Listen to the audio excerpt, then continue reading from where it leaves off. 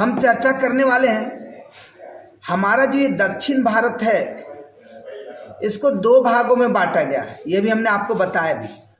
ये पश्चिम की ओर है तो पश्चिमी तट, पूरब की ओर है तो पूर्वी तट, western coastal area, western coast, eastern coast. ठीक है, अब आप देखो इस पे फोकस कीजिए, जैसे पूर्वी तट पे फोकस करते हैं तो देखिए क्या क्या दिख रहा है। यहाँ से लेकर देखिए जो ब्लैक कलर का ड्रॉ किया गया ये पूर्वी तट हो गया। यहाँ से उत्कल कोस्ट देखिए, चिल्का लेक देखिए यहीं पर दिख रहा है। इन नॉर्थन सरकार हो गया जिसको बोलते हैं उत्तरी सरकार, नहीं अच्छा, आंध्र कोस्ट, कर्नाटिक प्लेन्स, पुलिकट झील देखिए देखा जी, कोरोमंडल तट जिसको पयान घाट भी कहते हैं। अच्छा, पश्चिमी घाट में आना है तो पश्चिमी घाट में आप देख सकते हो। चर्चा जब पश्चिमी घाट पे फोकस करेंगे तब करेंगे, फिलहाल हमारा यहाँ पूर्वी तट पर, इसको पूर्वी घाट भी कहते हैं, ईस्टर्न एज भी कहते हैं। तो हर बात पर फोकस कीजिए। इसका विस्तार गंगा नदी के डेल्टा से कुमारी अंतरीप तक है। तो जी पूर्वी तट का विस्तार। अब बोले सर गंगा नदी कहाँ से आ गई? तो बाबू गंगा नदी, अगर नदी वाला क्लास किए होगे तो आपको मजा आएगा फिर। ठीक, आप बताइए, यहाँ से जब उत्तराखंड से गंगा नदी निकलती है, ठीक है, तो कब निकलती है? जब भागीरथी और अलकनंदा मिलती है तब वो गंगा के नाम से बहती हुई जाती है। यूपी, बिहार, झारखंड, पश्चिम बंगाल होते हुए बंगाल की खाड़ी में गिर जाती है। देखिए यहाँ बांग्लादेश घुसी। तो कहा जा रहा कि यही इसीलिए कहा गया गंगा है, गंगा के दक्षिणी छोर से जैसे ही आते हैं वो इलाका मेरा पूर्वी तट कहलाता है। अब समझिए, समझ में आया क्या कहना चाह रहे हैं? तो क्वेश्चन आपको फंसाएंगे, कहानी में से कौन सा कथन सही है या नहीं, वहाँ फंसाएंगे। तो बताइए, गंगा नदी के दक्षिण या गंगा नदी से कुमारी अंतरिप तक के इलाके को पूर्वी तट कहते हैं। इसके उत्तरी भाग को उत्तरी सरकार, देखो जी उत्तरी भाग को उत्तरी सरकार, नॉर्थन सर्किल। दक्षिणी भाग को कोरोमंडल तट, देखो दक्षिण तो ऊपर है तो उत्तर, नीचे है तो दक्षिण। ठीक है, और आप देखोगे उत्तरी सरकार तक कृष्णा नदी के डेल्टा से लेकर गंगा नदी के डेल्टा तक विस्तृत है। तो उत्तरी जो है, तो देखो होता क्या है ना कि ये पूर्वी घाट को नदियों के आधार पर भी बांटा गया। ध्यान दीजिए, जैसे नदियों के आधार पर अगर आप देखोगे तो यहाँ पर आप देखोगे जैसे यहाँ कन्याकुमारी है तो इसको ऐसे याद है, क से कन्याकुमारी, क से कावेरी, तो क से कन्याकुमारी, क से कावेरी और क से कोरोमंडल तट।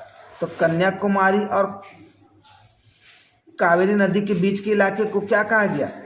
कोरोमंडल तट। उसके बाद आप देखोगे ये कावेरी से लेकर गोदावरी तक के इलाके को गोलकुंडा तट कहा गया। क्या कहा गया जी? गोलकुंडा तट। ठीक है, इसको मध्य सरकार के नाम से भी आप बोल सकते हो। और ये गोदावरी से ऊपर चले गए तो इसी को कहा गया उत्तरी सरकार। देखिए हर तरीके से हम बता रहे, यह तरीका मेरा नहीं, सेटर का पूछने का होगा। तो हर तरीके से अगर आपको मैं ना समझाऊं तो फंसोगे आप। लेकिन यहाँ पर आप देखोगे दूसरे तरीके से यहाँ पर बताया गया है कि गंगा नदी के डेल्टा से कुमारी अंतरिप तक है। हाँ, कोई दिक्कत नहीं है। इसके उत्तरी भाग को उत्तरी सरकार, दक्षिणी भाग को कोरोमंडल तट और उत्तरी सरकार तक कृष्णा नदी के डेल्टा से लेकर गंगा नदी के डेल्टा तक विस्तृत है। तो कृष्णा नदी से लेकर, तो यहाँ पर देखो गोदावरी है और यहाँ जस्ट कृष्णा है। तो यहाँ पर देखो होता क्या है ना कि जितने लोग उतनी बातें, तो जितने शास्त्री उतनी बातें। तो यहाँ पर आप देखोगे चूंकि गोदावरी से पहले के कुछ इलाके भी देखने को मिलते हैं। तो अगर ऑप्शन अगर आपका गोदावरी नहीं है तब कृष्णा से गंगा तक आप टिक करने का काम करोगे। जैसा यहाँ पर दिख रहा है, कृष्णा नदी डेल्टा से लेकर गंगा नदी के डेल्टा तक विस्तृत है। यह तट उथला है, यह स्थित कोलकाता बंदरगाह छिछला है। याद रखोगे। तो यही तो कृष्णा नदी से जैसे ऊपर चले जाते हैं मतलब गंगा की ओर, तो वहाँ पर कौन पोर्ट मिलता है? कोलकाता, जिसके कारण बड़े जहाज़ों के लिए अनुपयुक्त हैं। इसी कमी को दूर करने के लिए, ठीक है, हल्दिया बंदरगाह का विकास कोलकाता के सहायक बंदरगाह के रूप में किया गया है। याद रखिए, नहीं आप देखोगे आगे चल के बंदरगाह वाले क्लास में आपको बताए जाएंगे। क्या बताए जाएंगे? जैसे आप देखोगे भारत का सबसे बड़ा बंदरगाह कौन है, बता सकते हो जी? दीजिए आंसर। तो बम्बई। ठीक है, इसकी बड़ा तो है लेकिन इतना बर्डन हो गया है, इतना काम हो गया, तो उसके सहयोग के लिए कि नेहरू पोर्ट का स्थापना किया गया। देखिए, नहीं, नेहरू पोर्ट का स्थापना किया गया। उसी प्रकार से ठीक कोरोमंडल के भार को कम करने के लिए हल्दिया पोर्ट का निर्माण किया गया है। ठीक है, अच्छा, उसके बाद आप देखोगे कि यहाँ मशीनीकृत डाक पद्धति और अधिक ड्राफ्ट वाले जहाज़ों के प्रवेश की सुविधा है।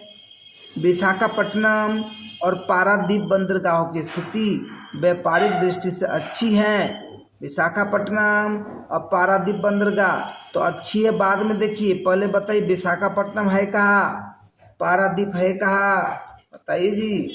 ठीक है, तो आप देखोगे मैंने क्या पूछा,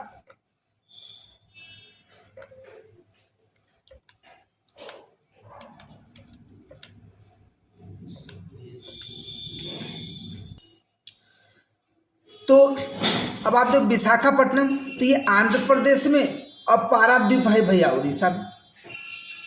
और शुरू से इसलिए मैंने आपको बताया और आप लोगों को इसलिए बताया कि हमेशा मैपिंग और पे फोकस करें। जो डेली पढ़ा रहे हैं वो आप हमें मैप पर दिखाइए।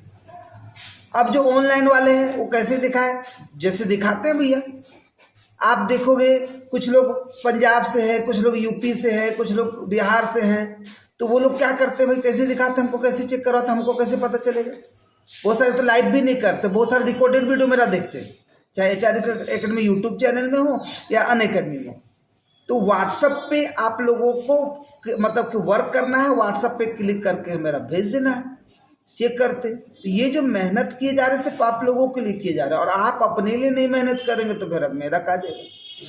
तो बोले थे जो विशाखापट्टनम और पारादीप है ये व्यापारिक दृष्टि से अच्छा है भैया। क्यों?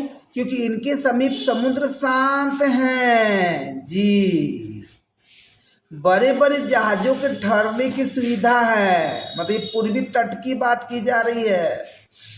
इस तट पर काकीनाडा, वाल्टेयर, बिमलीपट्टनम, गोपालपुर, पुरी बंदरगाह है। देखो इतना सारा बंदरगाह है, लेकिन बंदरगाह वाले क्लास में ये सब नहीं बताते भैया, मेनली बताते हैं। जैसे विशाखापट्टनम, पारादीप, काकीनाडा, पुरी ने पुरी भी नहीं बता, ये 3 को बस।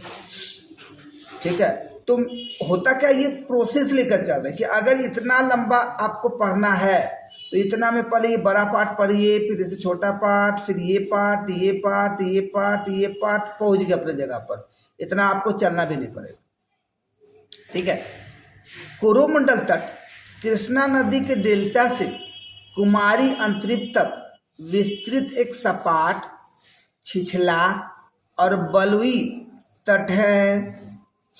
इस तट पर चेन्नई एक महत्वपूर्ण कृत्रिम बंदरगाह है। कन्याकुमारी, रामेश्वरम, याद रखिए क्या बोला गया, कोरोमंडल तट कृष्णा नदी के डेल्टा से कुमारी अंतरिक्ष तक विस्तृत एक सपाट, छिछला, बलुई तट है।